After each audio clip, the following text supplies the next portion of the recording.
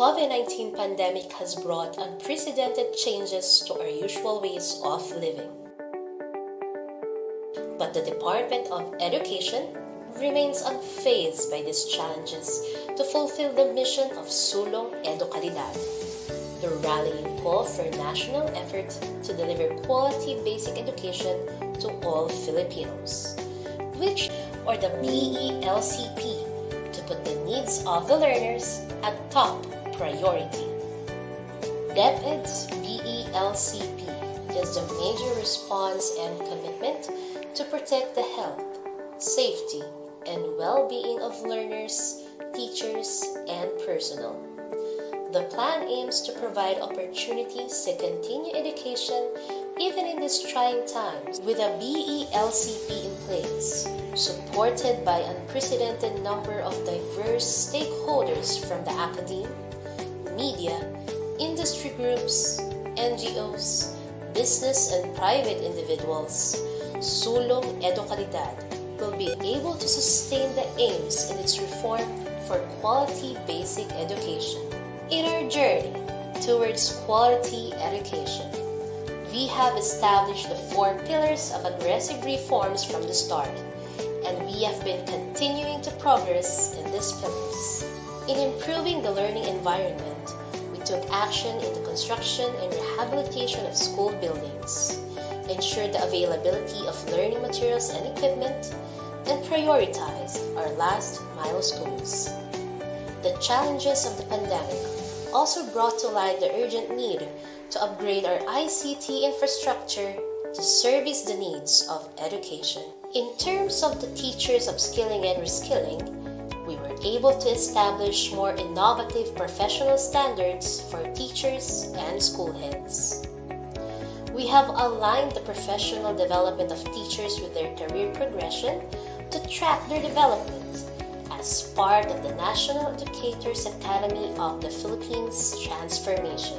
With the launch of the Education Futures program, where we will be focusing on innovative actions and solutions to improve the state of our education, we are now more than ready to start a new journey and continue our fight for quality education for all Filipino learners. Finally, we've given high importance to the engagement of stakeholders for support and collaboration. In support of this, we have convened the Philippine Forum for Accessible Quality Basic Education, or the Education Forum, which will leverage other partnerships for education quality and strengthen partnership with the Philippine Normal University as the country's national center for teacher education. The department has also been developing a professional development program for teachers and school leaders in order to equip them with the skills, materials, and data that will allow them to help their students prepare for PISA 2022. This intervention consists of the following components: online training for teachers and school leaders, development of learning materials and practice tests for students, deepening the analysis of the PISA 2018 results, and supporting school-level action research. Now that the year is about to end, our commitment to Sulong Edukalidad will continue and will be far from being gone. With a lot at stake, considering our new knowledge and its challenges, we are equipped to face a new future. As we head on to the future where we will face many challenges and uncertainties, the department will always be the guardian of every Filipino learner's right to education.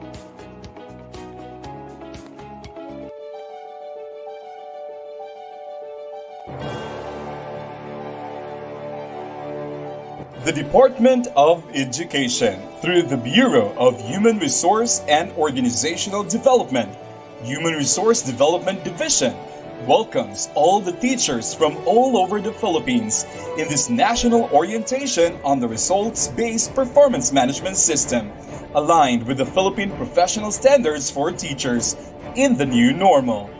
Via Facebook Live, here at DepEd Philippines and other DepEd official accounts.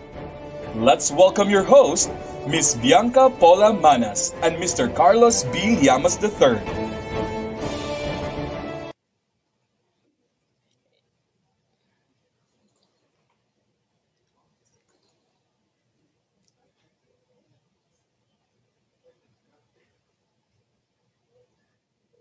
Ayan. Hello, good Ayun. afternoon, DepEd. Good Hi, Sir Kaloy. afternoon. Hello po, Miss Bianca. Good afternoon po sa lahat ng mga kasama natin sa buong Pilipinas. Mga kaguruan po, magandang hapon po sa inyong lahat. Maayong hapon sa tanan. Maayong hapon sa ating mga guro. Good morning, magandang hapon. Sir Kaloy, ang dami nating comments sa live. Hindi ko na masundan. Opo, parang amazing kasi right now po, we have 41,000 viewers and running to 42,000. So it's amazing kasi it indicates, it shows that our DepEd or our teachers in the Department of Education are so eager to learn, are so eager to know what is this, are we talking about, itong PPST, itong RPMS PPST ng ating mga guro in the new normal. Di ba, Miss Bianca? Totoo yan, sir. Actually, nung weekend pa talaga natin binabantayan yung mga comments ng ating guro. And yun lang talaga, same ang sentiment. Sobrang excited sila to watch our 3-day episode. So, Sir Kaloy, baka you'd want to share ano po ba ang i-expect ng ating mga guro for this afternoon? Ayun.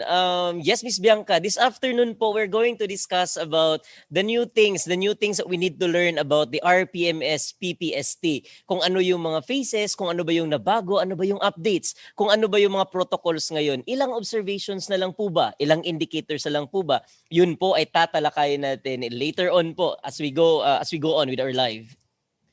Ayun. Yes, Miss Bianca. Ayan, we would like in DepEd po, we are promoting and advocating collaborative work. Parang tulungan po lahat ng mga guro, especially in this time of pandemic, that we cannot just survive alone. We need the partnership of everyone in the community. Yun po talaga yung gusto natin dito sa DepEd, sa lahat ng mga guro natin. Miss Bianca, also, di ba ngayong hapon, meron tayong mga kasama but we're going to introduce them later, di ba po? Yes, excited totoo. ako sa mga kasama natin. Ako din, actually, sobrang excited ko this afternoon. Later, we will be joined by 2 special guests. Oh, pero excited ako, nakaka-starstruck if ever.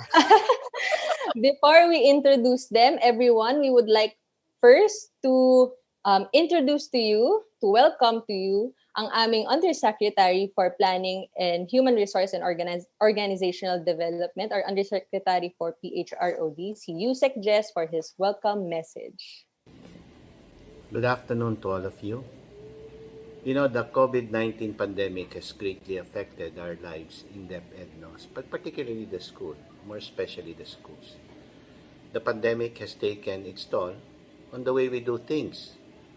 It has affected all education stakeholders, meaning our learners, our teachers, education leaders, staff, education partners, parents, families, and our communities. It has changed the entire Philippine education landscape. We started the school year in October instead of June, simply because of this. We also shifted to distance learning modalities, modified our learning resources and materials, adjusted the learning assessment mechanism, upskilled and reskilled our teachers to adapt to the demands of the new normal. Suddenly, we cannot do what we used to be doing. But looking back at the past 11 months, I can say that the department has come a long way in adapting new and diverse challenges brought about by the pandemic. But I am glad to note that even though the phase of teaching and learning has changed, we in our department remain true to our mandate of ensuring the delivery of quality, accessible, relevant, and liberating basic education to our learners. Despite numerous roadblocks and unprecedented circumstances, we continue to implement education policies and programs that contribute to the realization of DepEd's mission, vision, core values, and strategic thrusts and directions. Our schools continue to welcome learners Our virtual classrooms continue to be avenues for learning, and DepEd continues to deliver quality basic education. We carried out the basic education continuity plan for the belief, all for the belief that learning should never stop. My dear teachers, you are one of the most, if not the most important element of the basic education learning continuity plan. Being at the forefront in our communities all over the country, you are the foundational instrument for its successes. While a few may have doubts about the success of the school year, even some of us here today may wonder how all this will turn out come end of school year in June. I know we did not come to this battle just to lose it. And let's prove ourselves right. Let's come up evidence-based data information to validate that despite the pandemic, we will continue to uphold dignity and excellence in our teaching practice. Let's make it official that despite the uniqueness of the condition, we continue to hit the marks for not only satisfactory nor very satisfactory by outstanding performance. In this 3-day live broadcast, we will walk you through with the results-based performance management system in time of pandemic. Our RPMS experts, resource persons, and teacher guests will introduce to you the PPST-based performance objectives that we will use this school year 2020-2021, the forms and tools that you will use, and the MOBs that you will be asked to show. I know that the word MOV has somehow gained an unpleasant connotation in the past. This time, I want to change it to something all of us can be proud of. Let our RPMS school year 2020-2021 be a means of verification or MOB that will show that indeed my teachers have done your part to ensure that every child receives the education that they deserve.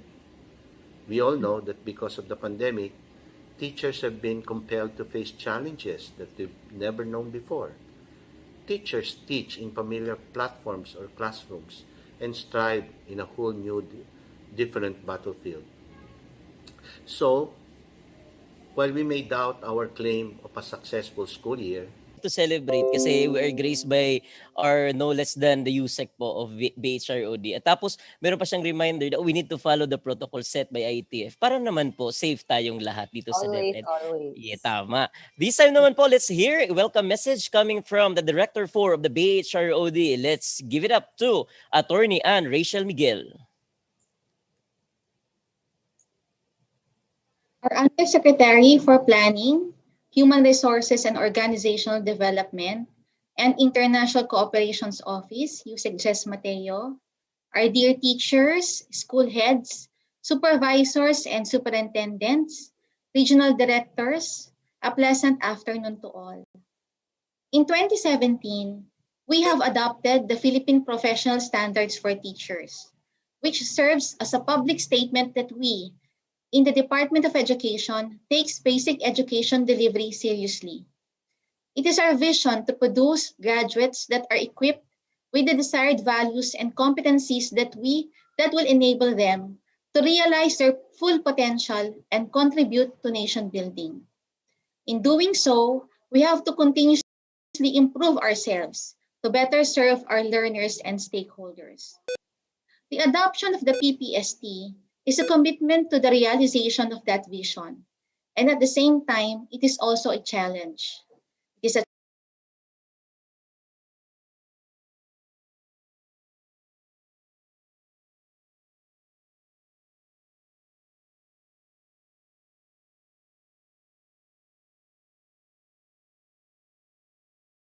challenge posed to every one of us that high-quality standards of teaching practice are seen and reflected in our classrooms and in everything we do as stewards of education.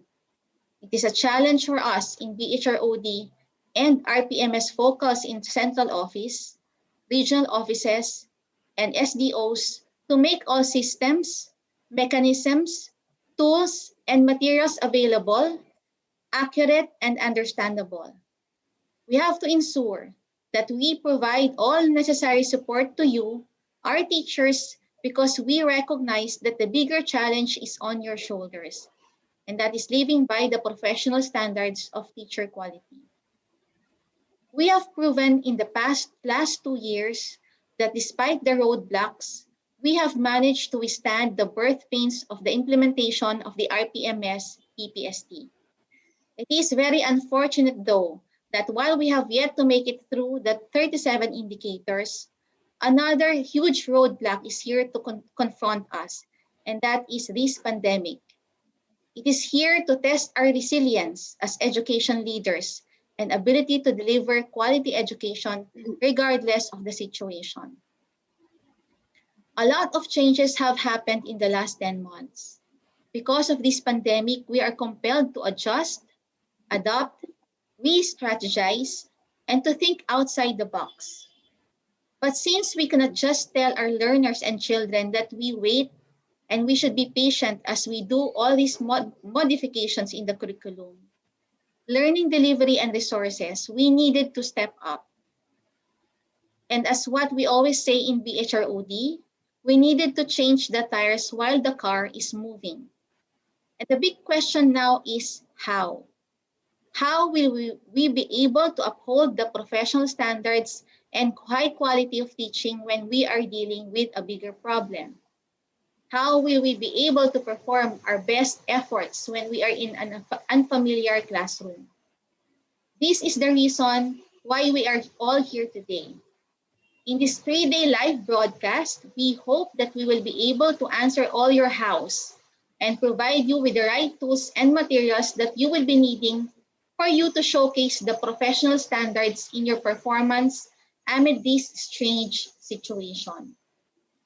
We are confident that the PPST indicators featured in RPMS 2020 to 2021, along with all the MOVs, would be reflective of the alternative learning strategies that are demanded from us by distance learning. With the help of our partners in the Research Center for Teacher Quality, our RPMS PPST National Technical Working Group, and all the field RPMS focus, who really took time and effort in the development of the RPMS tools and materials, we are now ready to share with you what we have come up with. We hope that we put forward on your plates today that would indeed help you in the fulfillment of your mandates as teachers. Like what we always dream of in BHROD, we hope that you view the RPMS the way we appreciate it, not as a burden, but as a useful tool to document and validate high-quality standards of teaching practice. Let me congratulate HRDD for spearheading this orientation. Again, thank you very much, and I wish everyone a productive week ahead.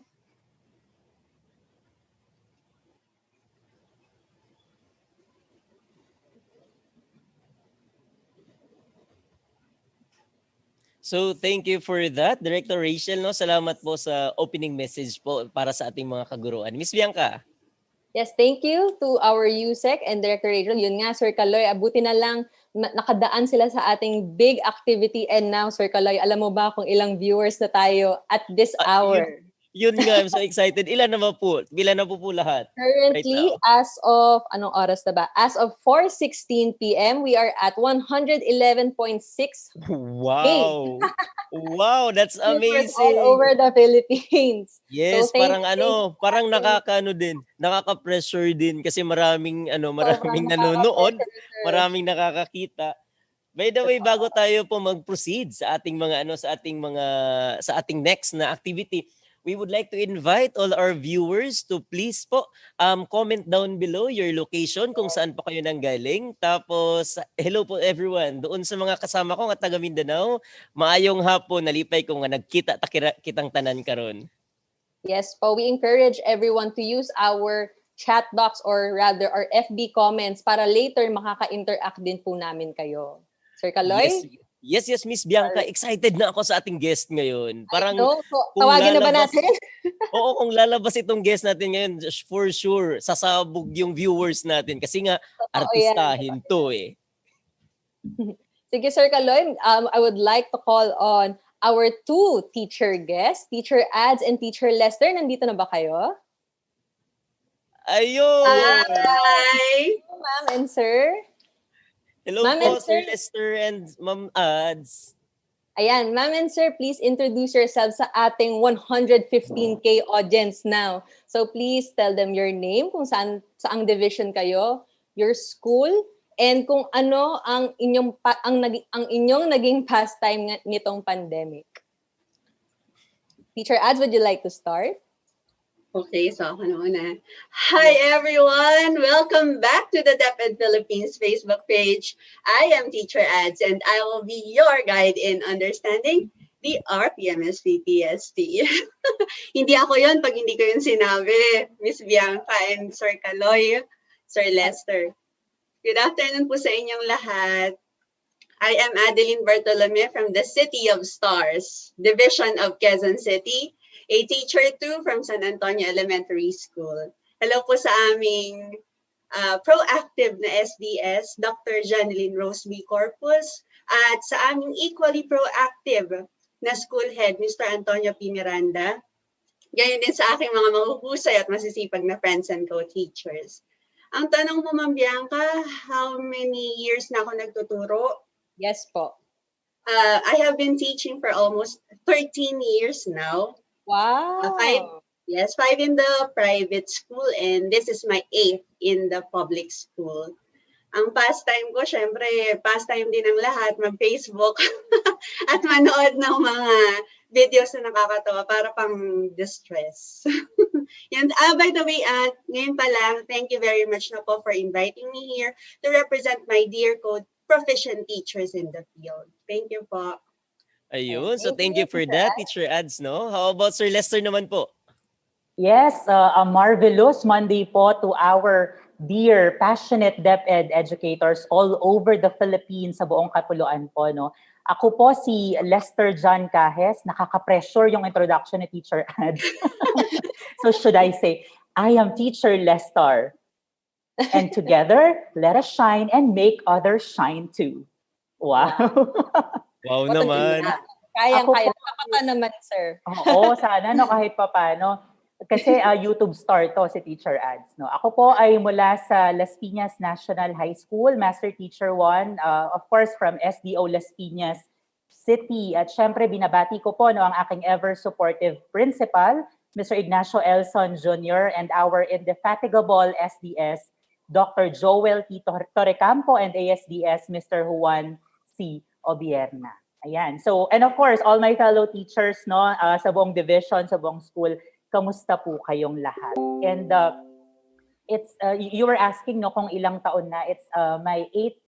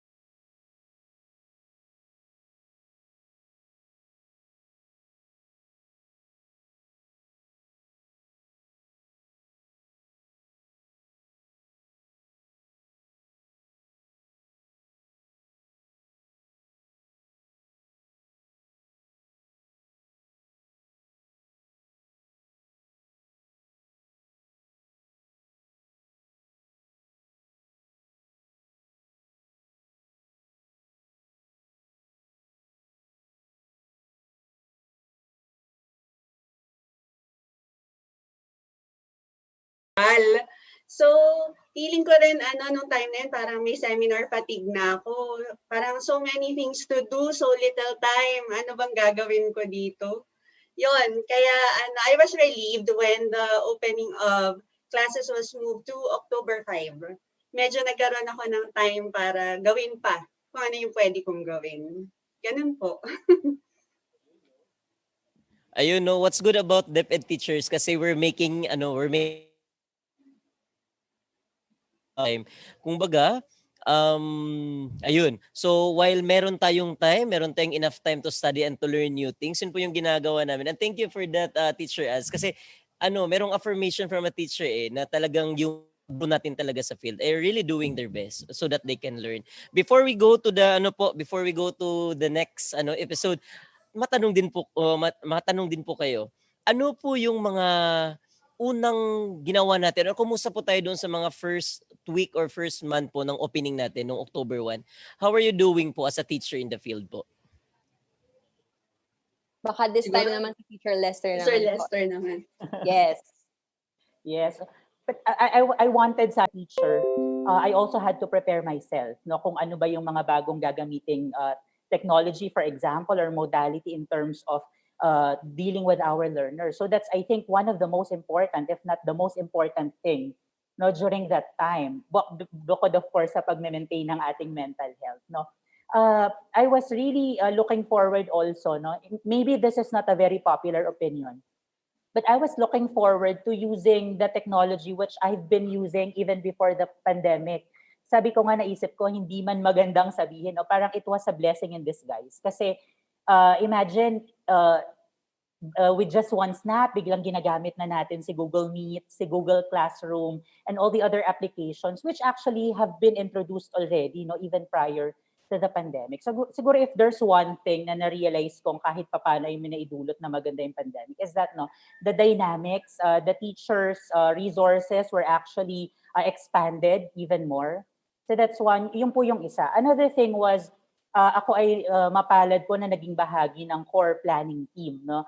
I was part of those teachers and administrators na talaga namang nag-usap-usap, no, pinag-usapan kung paano yung magiging takbo, for example, ng distribution of modules, paano, for example, magkakaroon ba tayo ng online class, sino yung mga pwedeng umattend ng online class, may video lessons ba. So I was also very happy na kinonsulta din, no, yung mga guro in terms of the learning delivery modality na maaring gamitin sa pagbubukas ng taong panuruan. Yun. So that kept me busy for the first few months po of the school year. How about naman po si Teacher Ads? Yung first few months ng online, syempre honestly, stressful pa rin yan. Pero I was trying to cope. Yun nga, thankful ako na na-move kasi maraming time to prepare. Tapos, di ba, ang dami kong natutunan sa seminar. Gusto ko naman ngayon, lahat yun gagamitin ko. So, yun naman yung naging next na problem ko. Parang iniisip ko lahat ng mga natutunan ko dito sa seminar na to para hindi masayang, kailangan gamitin ko lahat. Pero later on, na-realize ko na hindi ko naman dapat pagsabay-sabayin. So, it was a series of experimentations, of hit and miss. So, hanggang sa naisip ko na, bakit ba pinapahirapan ko yung sarili ko? There are things that we learned na kahit maganda pa siya, kung hindi naman kaya, bakit ko ipipilit? Meron namang kaya, pero hindi kaya ng mga bata, bakit ko rin yan ipipilit? So later on, na-trim down ko na kung alin lang yung mga kailangan at kaya kong gamitin. Hindi na masyadong stressful nung gano'n na yung nangyayari. Yun. Ayan. Thank you, Teacher Ads and Teacher Lester. So, given everything that you've said po, no, so regardless kung pre-pandemic or during pandemic, very evident naman ang ating mga guro talaga, laging may ginagawa. So, naisip lang po namin na since this is a orientation on the RPMS, nung nag-start nga yung classes, so from October to December, so the latter part of the year, naisip niyo pa po ba yung kung paano kayo ma-assess? Naisip niyo pa ba na, nako, kailangan itong mga ginagawa ko ma-make sure kung malagay ko pa sa portfolio ko? Did that even cross your mind? Maybe Teacher Teacher Lester, you can start po. Yeah, ito na, pumapasok na tayo sa usapang RPMS. Ito na talaga. Doon din talaga tayo pupunta. Well, to be honest, no, the guidelines for the submission of portfolio and IPCRF for the previous school year was a trigger. No, kasi di ba during that time, kung natatandaan niyo po ng mga kapwa ko guro, tayo ay nagsimula ng mag-explore, no, ng alternative means of accomplishing our RPMS, our IPCRF. So actually, during that time and even after that, naisip ko na rin, ano kayang magiging mukha, no, ng RPMS PPST this coming school year, no, amid the pandemic? Ano kayang mangyayari? anong magiging role ko as a teacher at the same time as an observer, no, to be particular. So I was already thinking about those things. Tapos dumating na nga yung pag-open ng classes. And you know what, interestingly, my colleagues, my co-teachers, even some head teachers and master teachers were also asking me, Sir Lester, ano na bang mangyayari sa classroom observation? Kami ba ay papasok sa Google Meet? Kami ba ay papasok sa Google Classroom? So naisip ko, yes, we were preparing for the opening of the school. Now, we were preparing for the things that we have to offer to our learners given our circumstances. Pero at the back of our minds, feeling ko yung ibang teachers, ganun din naman. No? Naisip naman din namin. No? And after all, kung ano naman yung ginagawa natin, no? Which is demanded currently, I think that will also embody our performance. So, yes, sumagi siya sa isipan ko, pero syempre, focus muna doon sa ano talaga, sa delivery ng learning continuity plan. Ayun. So thank you po Sir Lester. Talaga naman pagguro talaga kasi we all know that we will be rated at the end of the school year. Kaya nandun talaga yun sa isip natin. As di ba po si Sir Lester ay master teacher, so siya ay rater din at the same time ratee. So now, let's hear naman from Teacher Ads. Teacher Ads, ikaw naman po. Ako, Sir Kaloy, actually, mas naaalala ko yung RPMS pag nagbabasa na ako ng inbox. Sasabihin ng mga subscribers, Teacher Ads, ano na ba? May bago na ba? Ano nang meron sa RPMS? Paano kami i-observe? Hindi Iba talaga yung mga YouTuber eh. Ganun na yung sinasabi. Ads. Oo, sasabihin, hindi so ako yung luma, nagpapa-observe ako pero hindi kayang i-observe yung mga nandito. So, may bago ba? So, yung maalala ko na naman na kailangan nga pala ng bago. Pero, syempre as a teacher and a part of the RPMS training team at the same time, I am also wondering about how the RPMS would run in the new normal. Pero, siguro masyado akong busy sa pag-aaral ng Google Meet nung time na yun at ng mga Google Classroom para isipin ko pa muna yung mga indicators. Siguro nung time na yon, isinantabi ko muna yung pag-iisip tungkol sa performance assessment kasi kailangan unahin ko muna yung pag-aaral ko para sa online classes para ma-deliver ko ng maayos kung ano yung dapat kong ituro. Ayun, mapapasana all ka talaga kay Teacher Ads, no? Hindi naman siya. Kasi, Sir Kaloy, na-pressure naman ako dun sa opening mo. Sasabog talaga yung So, yan. Medyo ginagalingan ko. Yes, Miss Bianca. Ayan, thank you, Teacher Ads and Teacher Lester. So, ayan, Sir Kaloy, ngayon pa lang sa mga sagot ni na Teacher Ads and Teacher Lester, medyo may idea na talaga tayo kung ano ba yung mga pinagdaanan. I know they're just two teachers. They don't represent the entirety of our teacher workforce. Pero in a way, nakikita na rin natin at narinig na rin natin kung ano ba yung mga pinagdaanan nila last year. And I think for me, ang key takeaway ko, very similar kay Teacher Lester and kay Teacher Ads, ay talagang in terms of performance, hindi yan priority sa kanila. Meaning, ang focus nila ay ang trabaho nila at ang learners nila. Which for me, I think is one good quality of the teacher. Hindi niya iniisip kung dapat ginagawa ko to para mataas ang rating ko. Ginagawa ko to para sa estudyante ko. Which is very admirable. Don't you think so, sir? Yes, totoo naman po. Kasi yun naman talaga yung trabaho ng guro. Ang guro ay talaga para magturo, para makapag-transfer ng knowledge sa kanyang mga estudyante. So the same din yung na-observe ko now that I am here in the field, now that I am here in Iligan City, nakita ko din yung effort ni na teacher as a Teacher Lester. Same naman din sa guro namin dito, sa mga guro namin dito sa Iligan City at sa buong Region 10. Ayan, sir. Sige po. Sir Kaloy, I think we are ready to really start our sessions, no? Yes, warm up pa lang yun, di ba po? Oo, warm up pa lang yan. So lahat ng mga sharing na narinig nyo, ano pa lang yan, tip of the iceberg. In the next few slides and even sa ating episode 2 and 3, we will go deeper sa ating mga RPMS phases. So please, we request our audience to stay tuned until day 3 ng aming program. So, ready na po ba kayo? Shall we start? Ready na. Ayan. Simulan na natin, Miss Bianca. Simulan na natin ang presentation, ang orientation. Ayan. So ayan po, sa ating mga audience, you are now 134,000.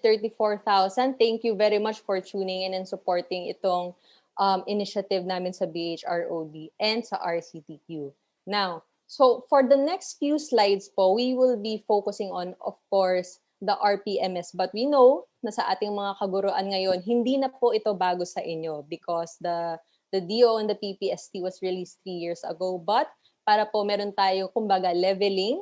And for the benefit din po ng ating mga teachers na bago sa workforce, we will present you first with an overview of the RPMS PPST. So paano po ba nabuo itong ating standards? So back in 2012, all of this was triggered by the Civil Service Commission MC Circular number 6, which mandated all agencies in the public sector to implement a strategic performance management system or ang SPMS. I'm sure marami sa inyo ang nakarinig na yan. So this SPMS, hindi lang siya sa DepEd but also sa iba pang mga ahensya tulad ng DNR, DPWH, even DSWD, as well as ang iba't iba pa nating mga local government units, GOCCs, and ang ating mga state universities and colleges. And from this memorandum, of course, 3 years later, we now have DepEd Order number 2, which is our very famous guidelines on the establishment and implementation of the results-based performance management system in the DepEd. So from SPMS, kami po sa BHROD, we came up with a more contextualized version of this performance management system. And dito sa DO2, dito po nakalatag ang how we plan our performance targets, how we monitor them, and how we evaluate them all in 1 year. And I'm sure karamihan po talaga sa atin, lalo na sa field ay ginagawang reference itong DepEd Order number 2. But ito talaga ang ating topic for today. In 2017, as support to our DO2, nilabas na po natin ang National Adoption and Implementation of the Philippine Professional Standards for Teachers. So ito po, kasama namin ang Research Center for Teacher Quality or RCTQ sa paggagawa ng not just the standards, no, but all the resources and tools na kailangan nyo para ma-implement nyo po ang PPST. So yan po ang ating mga legal basis. Yan po yung ating mga foundational documents on the PPST. Pero ano nga po ba ang PPST? So what is PPST? It sets the clear expectations for you, our teachers. And it provides a framework of uniform measures to assess ang inyo pong performance. Also, the document is a public statement of your professional accountability. And ito, ang ating last 2 bullets, ito po yung pinaka-importanting manote nating lahat. Sa PPST po, meron tayong 4 career stages. Ito ang beginning, proficient, highly proficient, at ang distinguished. And then, meron din po itong 7 domains, 37 strands, and 37 indicators for each career stage. I know to some, maybe the numbers are very daunting, pero wag po kayong mag-alala. Of course, kami sa BHRO and highly proficient, so stay tuned po tayo doon. Ayan. So sa mga kasama ko ngayon sa audience, I'm sure na marami din po sa inyo nakakakilala sa cake na ito pag naka-attend na kayo ng training with RCTQ and BHROD, lalo na sa usapang performance management. I'm sure napakita na po namin ito sa mga slides. So nakikita nyo here, merong isa tayong picture ng cake and a whole pie. Ang ibig sabihin lang po na to ay the HR systems, the DepEd HR systems are anchored on the PPST. So what we mean by this is, ang ating existing system sa DepEd, so your rewards and recognition, your L&D, your recruitment, selection, and placement, eventually po what we goal or what we target sa BHROD ay i-align yan sa ating existing professional standards. But for now, dinadahan-dahan nga po namin, for now, ang RPMS pa lang ang ina-align natin sa PPST, and it has been 3 years. So maybe in the next few years, we will explore na kung alin namang HR system ang ating i-align sa ating standards for teachers. So yan po, isa sa mga pwede nyo i-look forward to dito sa ginagawa namin sa BHROD. But before we continue, meron po muna akong tanong sa mga audience natin nanonood. I know na marami po sa inyo ang bumabate saying na kayo ay nanonood from this SDO or from this region. But, ayan po, meron po kaming pinost na tanong sa screen nyo. Pwede pong pakisagot. Sa tingin nyo po ba, is PPST part of RPMS or is RPMS part of the PPST? So nakabantay po kami sa inyong comments. Please let us know, ano ba sa tingin nyo? Is PPST part ng RPMS or is it the other way around? So while waiting po sa inyong mga sagot, can I call back Sir Kaloy, Teacher Ads, and Teacher Lester? Especially si Teacher Ads and Teacher Lester dahil sila ang guest natin today. Ma'am and Sir, sa tingin nyo, ano ba ang sagot dito? Teacher Ads, ikaw kaya? Secret pa muna kasi nagsasagot pa sila eh. Ay, oo nga pala.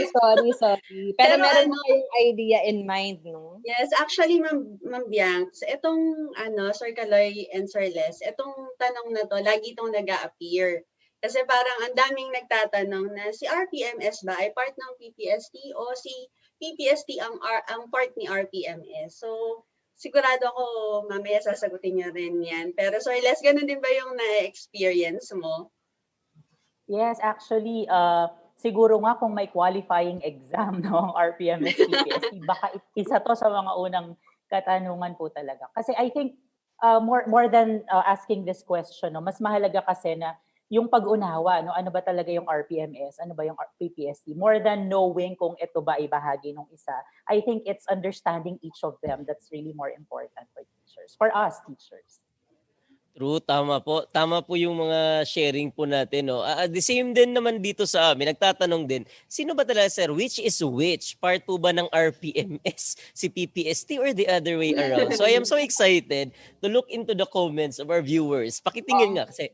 Nga, sir, pero parang halo-halo lang din, sir. Pwedeng, part siya ng RPMS, meron naman na hindi yan magkakasama. So tingnan natin, ano nga ba ang tamang sagot?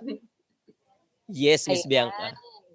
PPST is not part of the RPMS, but rather a standalone document. In the same way, RPMS is not part of the PPST. It is a pre-existing system requirement from the Civil Service Commission. So ayan po mga ma'am sir na nanonood sa amin, hindi sila part ng isa't isa. Kung tama po, kung naintindihan niyo yung pagkaka-explain. But rather, what we are doing is showing you the link or creating the link ng dalawa nitong ating standards and ng ating system. So what started as SPMS became our RPMS through DO2 and now through DO17, ito na ang ating Philippine Professional Standards for Teachers. So ito yung sinasabi na PPST aligned RPMS. So ayan po ang ating... Ayan, ito naman kaya Sir Kaloy, pwede bang enlighten kami sa diagram na nakikita natin ngayon sa screen? Yes, Miss Bianca. Actually, ito yung nakikita ng DepEd. Ito yung direction na gusto nating tahakin dito sa Department of Education. Una po, meron tayong RPMS PPST. Kumbaga, ang RPMS ng guro or ang IPCRF ng guro ay pattern or align doon sa PPST ng ating standard ng mga teacher.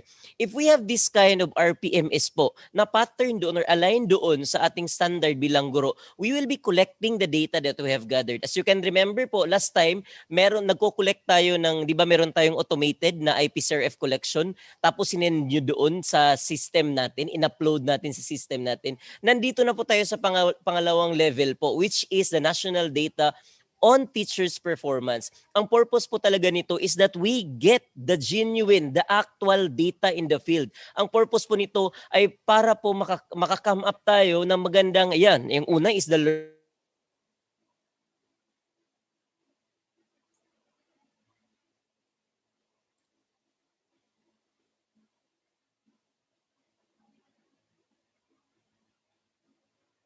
Nawala po ata si Sir Kaloy. will do the career progression. Kung paano po natin nakikitang mag-i-improve, magpa-progress si teacher sa kanyang profession being a teacher. Once we accomplish, once we come up with this very good plan for our teachers, we will have quality teachers. And with that, pag meron na tayong quality teachers, basically it will result to quality education. Kasi yun naman talaga yung target natin noon pa. When I was still in elementary, quality education. Yun yung nasa bubong. Ngayon, wala na siya sa bubong. Nilagay na natin siya sa loob ng classroom.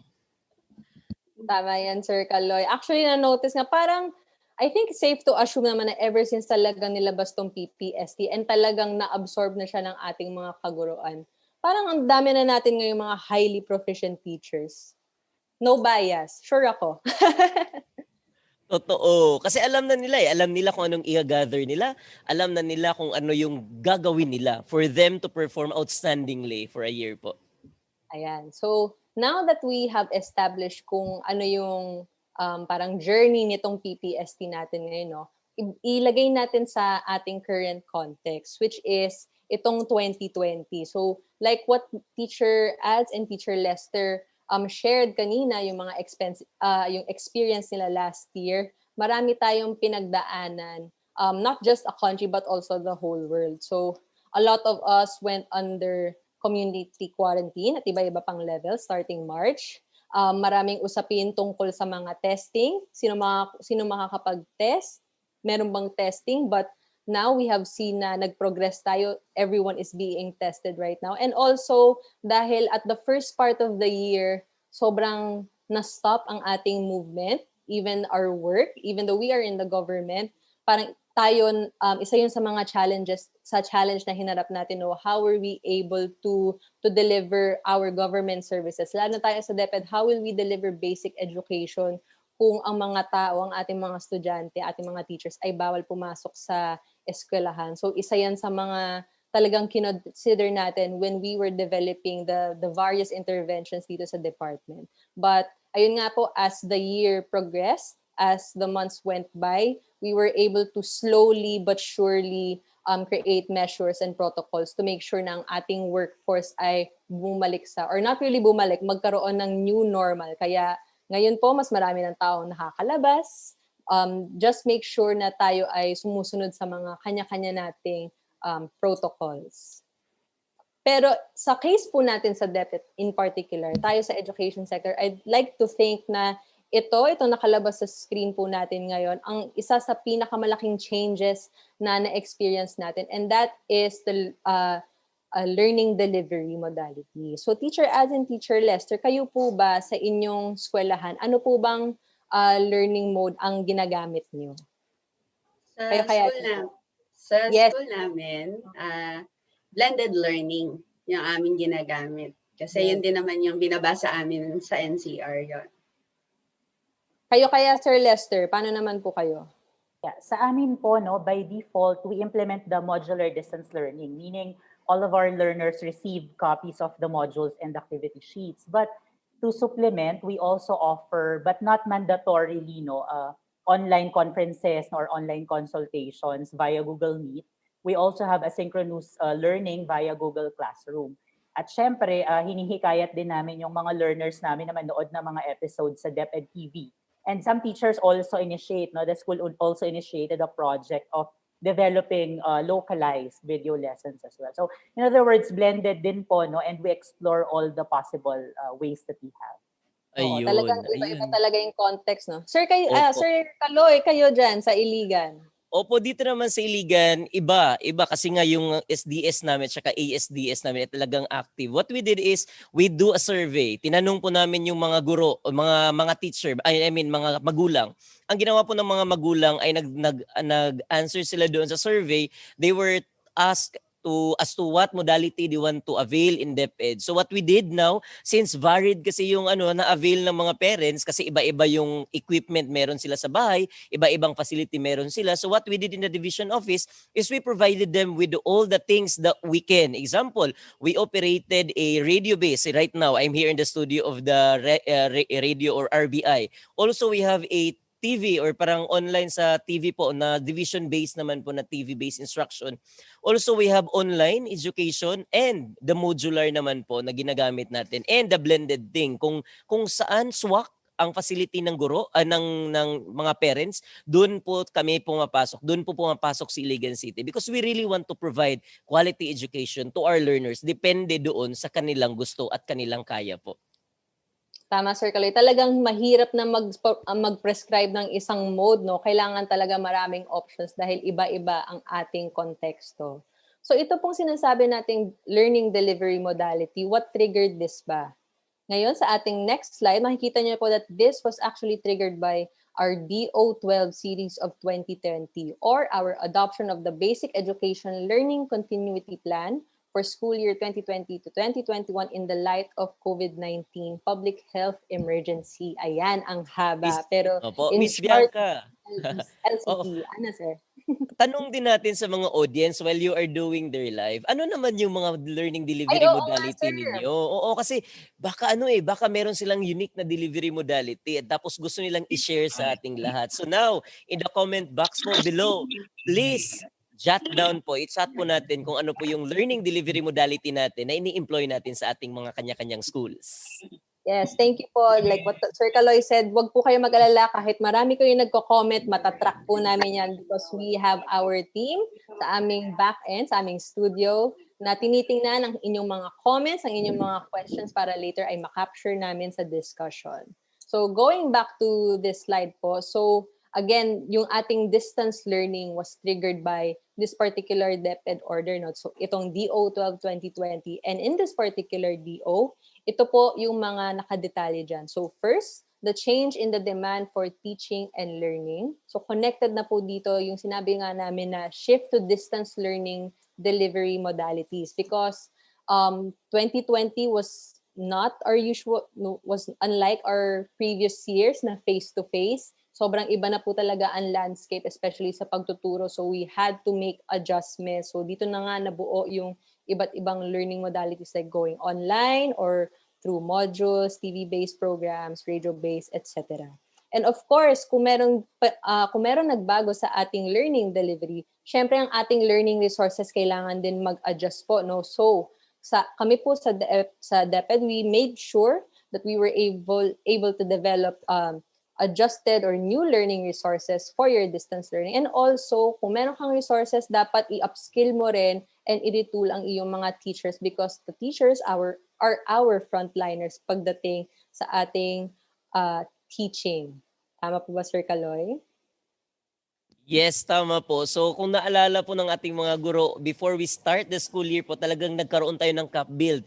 Through NAEP, nagkaroon din tayo ng programa doon sa LDM just to really prepare all the teachers kung ano po yung buhay natin bilang guro sa school year 2020-2021. Miss Bianca po, di ba? Yun po yung upskilling and retooling po na ginagawa po natin.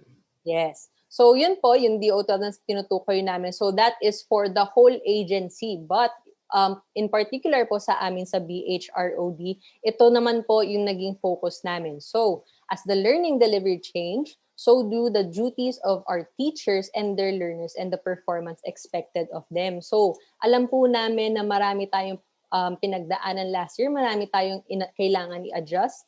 Not just our teacher workforce, but even us sa non-teaching, maraming nagbago. And ang isang challenge post sa amin as BHROD is paano ba namin kayo susuportahan in this kind of environment. So that's why on our end, we created or we made sure that the contextualized RPMS will capture itong mga adjustments that we asked of you.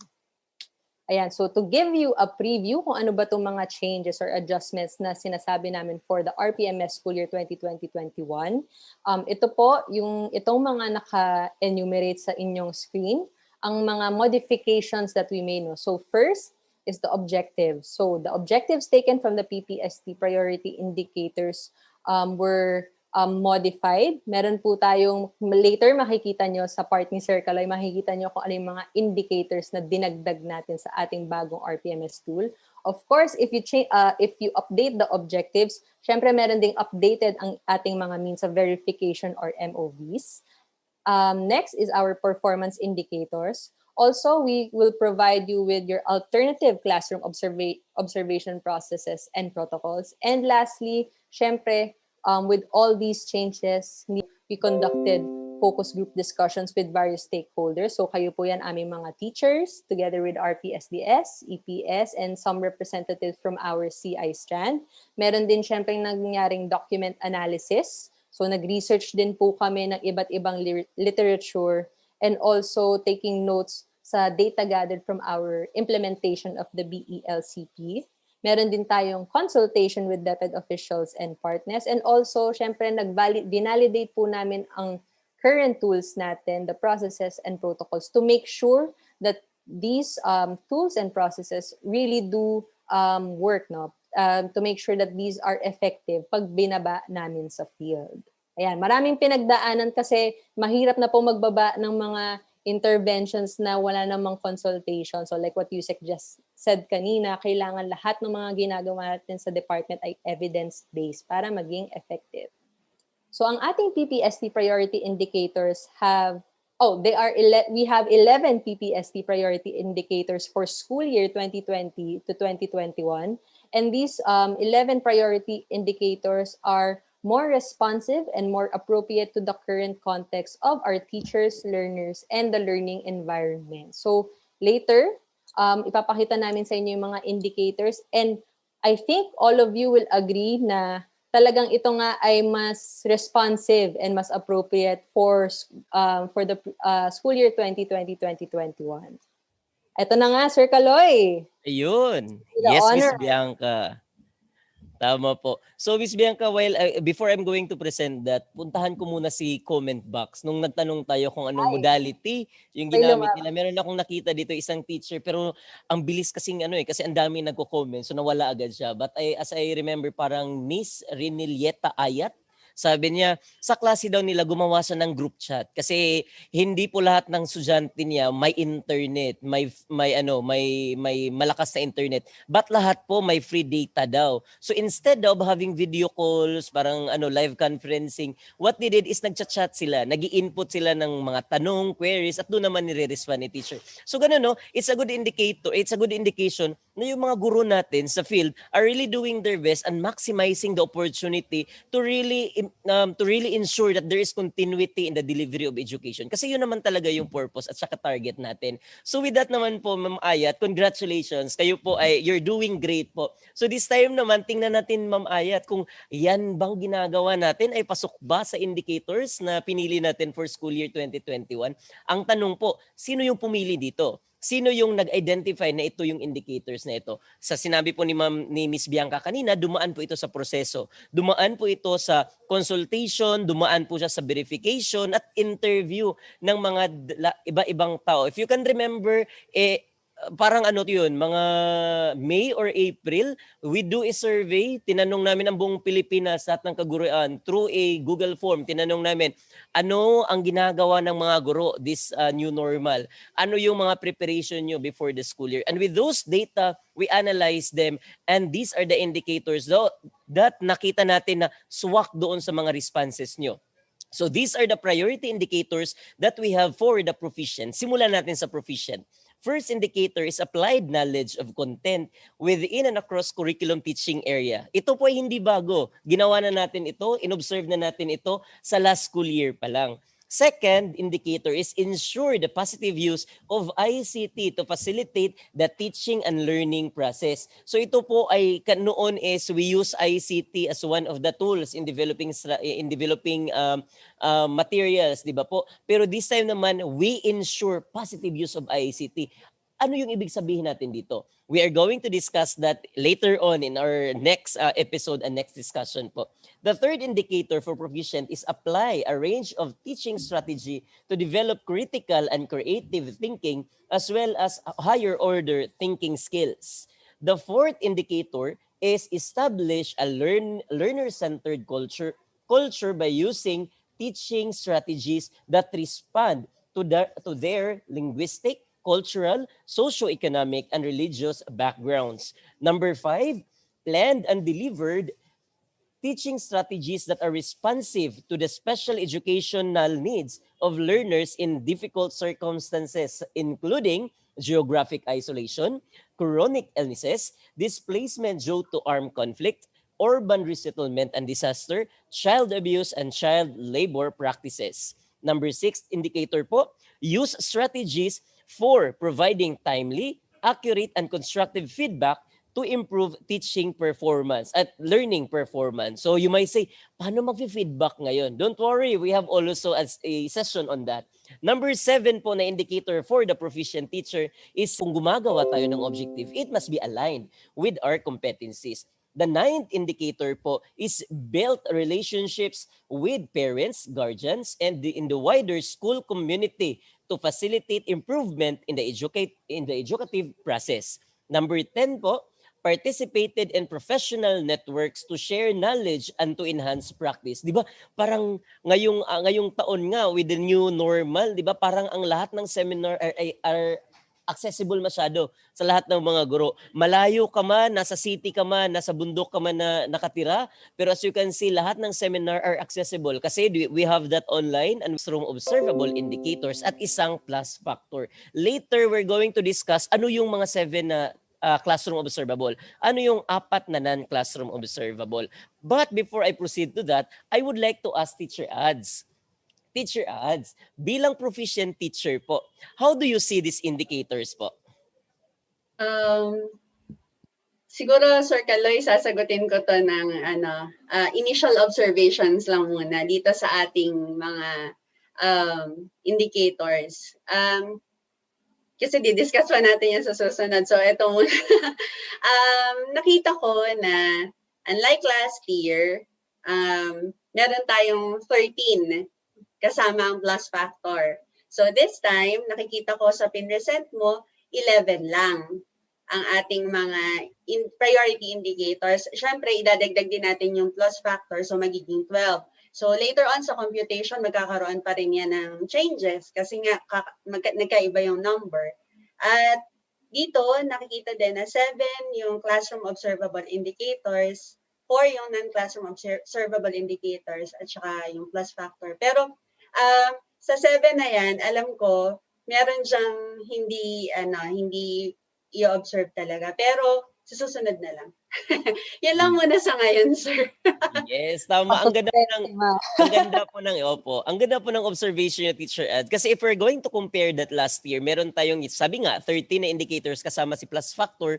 And this year, meron lang tayong 12. So, kumbaga, tinanggalan natin ng isa. So, if we're going to look at it by quantity, parang, mas konti ngayon. Second, last year, we have 9 classroom observable indicators. Tapos out from 9, yung 7 ay i-observe natin per observation. So ang dami. Ngayon, meron tayong spoiler alert, 3 na lang. Pero ano yung 3? We're going to have that next, in the next session, we're going to discuss all those things. And there are some other, updates pa. In just, ginagawa naman itong update na ito, ini-inform namin kayo because we want you to know lahat ng guro, whether you are a proficient or a highly proficient teacher, we want you to know that DHROD is here to help you. The entire Department of Education po is here to support you. Kaya we are here to give you updates. We are here to give you support in order for us to feel na tayong lahat ay supported at hindi naman tayo iniwanan ng DepEd. This time naman po in our part, we're going to show to you the highly proficient indicators that we will be following for this school year. So meron po tayong ito, ang first indicator po natin for the highly proficient is first, modeled effective application of content knowledge within and across curriculum teaching area. Pangalawa po, we have to promoted effective strategies in the use of in the positive use of ICT to facilitate the teaching and learning process. Pangatlo, developed and applied effective teaching strategies to promote a critical and creative thinking as well as higher order thinking skills. Pang-apat, exhibited a learner-centered culture that promotes success by using effective teaching strategy that respond to the linguistic, cultural, socio-economic, and religious backgrounds. Number 5, evaluated with colleagues teaching strategy that are responsive to the special educational needs of learners in difficult circumstances, including geographic isolation, chronic illnesses, displacement due to armed conflict, urban resettlement and disaster, child abuse, and child labor practices. Pang-anim naman po, used effective strategies for providing timely, accurate, and constructive feedback to encourage learners to reflect and improve on their learning. Pang-pito po is advised and guided colleagues in the selection, organization, development, and the use of appropriate teaching and learning resources, including ICT, to address specific learning goals. Ang pangwalo naman pong indicator ay modeled to colleagues the setting of achievable and challenging learning outcomes that are aligned with the learning competencies to cultivate a culture of excellence for all learners. Number 9 po, guided colleagues to strengthen relationship with parents, guardians, and the wider school community to maximize their involvement in the educative process. Number 10, contributed actively to professional networks within and between school to improve the knowledge and to enhance practice. Number 11 naman po, initiated professional reflection and to promote learning opportunities with colleagues to improve practices. All in all, meron din tayong 7 classroom observable indicators, 4 non-classroom observable indicators, and 1 plus factor. Ngayon, Sir Lester, si Sir Lester naman. Kasi Sir Lester kasi isang master teacher, meaning siya ay highly proficient teacher. Ano po yung masasabi nyo dito sa indicators po natin, Sir Lester, for the highly proficient teachers po? Yes, no, Sir Kaloy. I think 2 words. Number 1, practical. Another is contextualize. So ako personally, naramdaman ko na pinag-isipan talaga na to suit the situation, to suit the possible performance of teachers, no, of master teachers, particularly like me.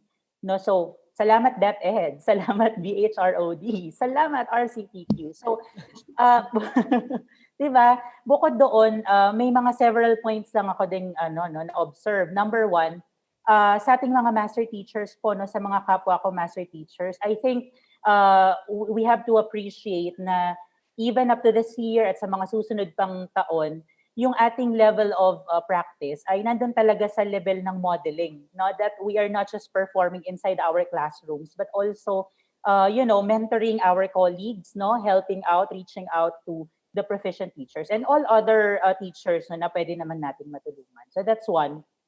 Another thing that I really appreciate a lot here is that for this year particularly, nag-align na, no, yung mga indicators, yung priority and indicators for highly proficient teachers and proficient teachers ay aligned na.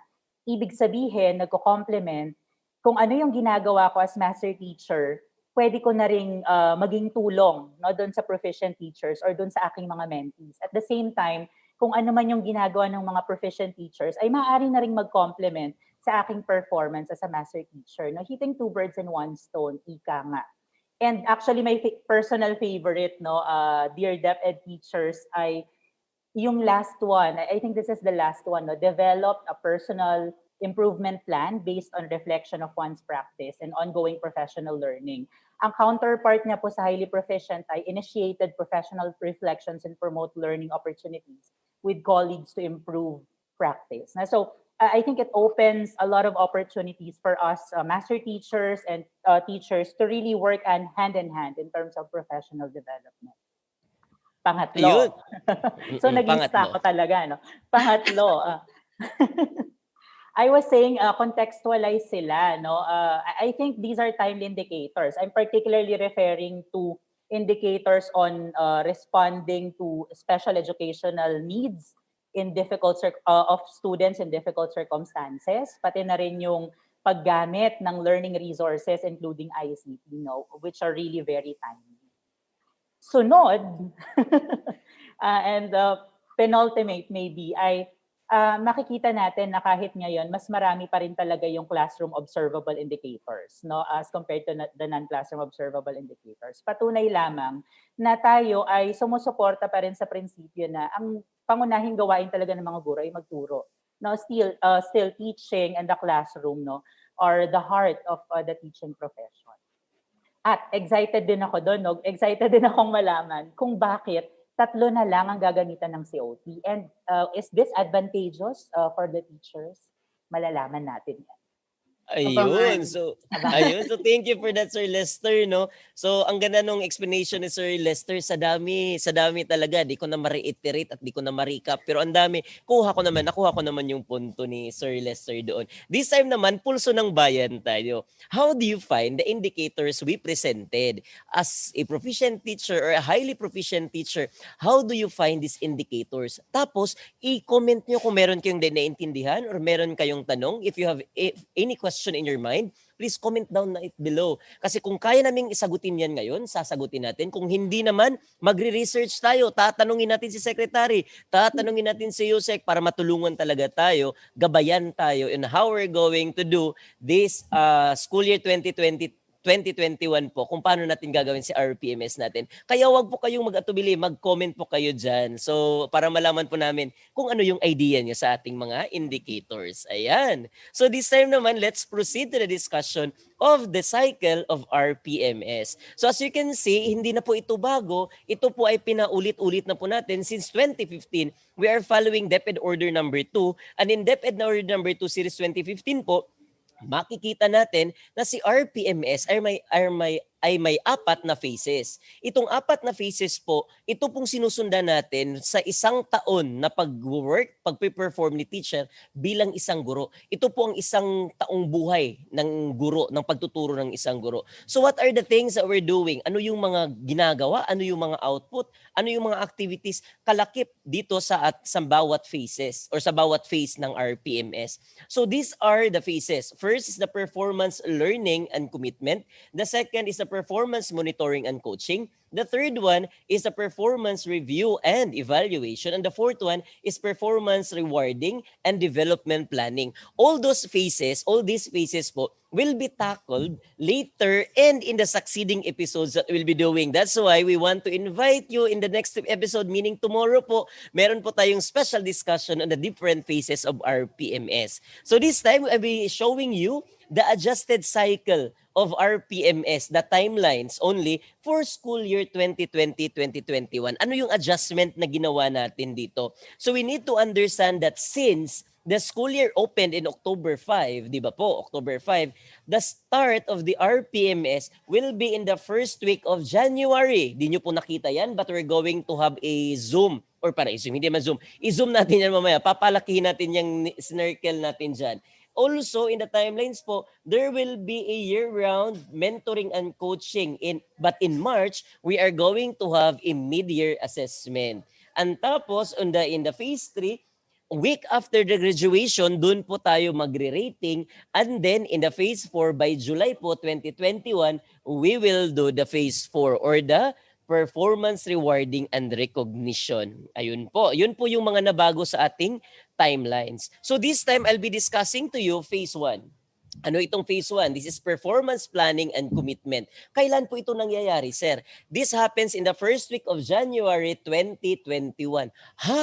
January 2021, sir? Ito mangyayari? So, ano na ngayon, sir? February na. Late na kayo. Don't worry po kasi binaba na po natin itong RPMS guidelines natin in January. Tapos nakita namin how people react, how teachers react, how teacher ask us kung paano natin siya matulungan. So that's why we come up with this national orientation to really give you kung ano yung dapat nating malaman straight from the horse's mouth. Hindi na po natin siya dinaan sa mga layers or mga levels po para po talaga maabot natin lahat ng guro straight from Luzon to the southernmost part of the Philippines ay maabot po natin dito sa ating orientation. So in phase performance niya at the end of the school year.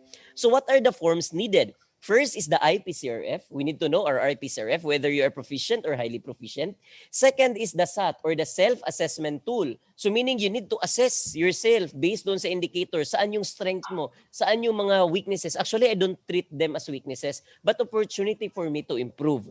That's how I look at it. Kung saan ako mahina, dun yung opportunity for me to improve. That's why we have the self-assessment tool. Next naman is the IPCRF DP or Development Plan. Ano tong DP, sir? This DP is a development plan where we crafted actions, interventions in order for us to improve our weaknesses in the IPCRF and also to enrich our strength in the IPCRF based doon sa ating self-assessment tool. So yun po yung ginagawa natin sa DP. Don't worry, we'll have a detailed discussion on that. Second is, after you have done the activities and you have accomplished the form, you need to sign the IPCRF DP based doon sa SAT. And then you have to have signed IPCRF. Ang purpose lang po nito kung bakit tayo magpipirmahan dito sa IPCRF natin. Okay? So while Miss Bianca is Miss Bianca is presenting the slide for the RP. Ayan, so yun po. So nakita po natin, yan po yung sample na COT. Tatlo na lang po yung indicator na nandyan. We're going to enlarge it later ha. I-zoom natin yan kung ano yan. And also there will be a classroom observation tool or rubric kung paano natin i-arrange. So right after you're done with the DP or the development plan po, you are now starting to collect your portfolio. Forming your portfolio from day 1 up to the last day of the school year, i-collect po natin yung portfolio natin in one, parang iba-batch po natin siya. Ang purpose po nun ay para po masundan natin, ma-record, ma-document po natin lahat ng ginagawa natin so that it will be rated accordingly. So it starts in January down to March. Bakit may asterisk yung March? Because during the implementation po ng March, while we are gathering our data, we're going to have a mid-year assessment and that will be part of phase 2 discussion. Later po, we'll discuss the phase 2 discussion po ng mid-year assessment and that will happen in March. Ayun. So, can we show the slide for the, Miss Bianca, the SAT or the self-assessment tool? Ayun. So, while preparing the slide for the self-assessment tool po, we have to remember that this SAT... okay. So, don't worry po, we're going to discuss this ESAT na lang. Anyway, while you will be showing Miss Bianca for the SAT, I'll going to our self-assessment or hindi gaanong develop among the teacher. Magde-develop siya ng training for the entire school para naman po ma-address natin at the school level kung ano talaga yung gusto natin. Kasi nga needs assessment, parang needs-based ang ginagawa natin ngayon. We need to train the teacher according to their needs. Hindi lang siya training na hugot sa hangin, training na basta-basta lang. Kasi feel kung training na ito na lang yung ibibigay ko. Hindi po. This time po in DepEd, we are really aligning na lahat ng training must be data-based, must be data-driven, tapos meron talaga siyang basis for that. And after that, si school head po, magsasubmit po siya ng summary sa SDO. Ba't niya po isasubmit ito sa SDO? Kasi ito yung trabaho ng SGOD HRDS or yung mga SEPs natin sa HRD. Mag-generate siya ng data for the entire division naman. Ang entire division naman yung i-collect niya. Ang purpose nito is that as a training personnel sa ating division office, he or she will develop as well a program, a learning development program na swak or pasok doon sa mga kailangan or mga pangangailangan ni guro base doon sa kanyang self-assessment tool. After that, i-assess niya, i-analyze niya yung data na na-collect natin coming from the self-assessment tool para mabigyan natin ng akma, appropriate, accurate intervention para ang ating mga guro ay talagang ma-develop natin at ma-train natin according to their needs. So we have to remember that the ESAT for school year 2020-2021 works best with MS Office 2010 or newer. So kung yung application mo, yung MS application mo ay hindi 2010, hindi po siya mag-work kasi meron po tayong mga macros. You would ask, ano ba yung tool nyo, sir? Parang nahirapan kami. So you mean, bibili pa kami ng bagong MS Officer para kami ay maka-accomplish niyan? Hindi po. Kasi in DepEd, we have that, we have the DepEd email account. That DepEd email account, once it is activated po, you will be given an Microsoft Office 365 and that 365 is the updated version of Microsoft at magagamit nyo yun para mag-update tayo dito and it is free. Free po yan sa lahat ng kaguruan natin sa DepEd. As long as you're a member of DepEd, you are free. You are given a free subscription or kumbaga libre na po yung Microsoft Office 365 natin. So di po kayo mababahala doon. Next po, each teacher shall have one ESAT collection file. So each teacher meron tayong data. How we do that, we'll have a capacity building on that as well. Don't type on the field of drop-down buttons kasi meron tayong drop-down. Ang meaning po sa drop-down, i-click nyo lang, bibigyan kayo ng option at tapos magki-click na kayo, hindi na kayo magta-type. So it is made easy para sa ating mga kasamang kaguruan. Also, we have manuals, guides on the generation and analysis of summary results and the tool to support this shall be provided to the schools and school division offices very soon. Pag natapos na po natin, actually tapos na siya, pero I mean, pag natapos na natin siyang ilathala, ano ba yun sa lathala, I guess, to print or to compile, talagang maibigay natin yung step-by-step process on how to accomplish this at ibibigay po natin yan nakalakip doon sa ating link or sa ating Google link po na binibigay ngayon sa field.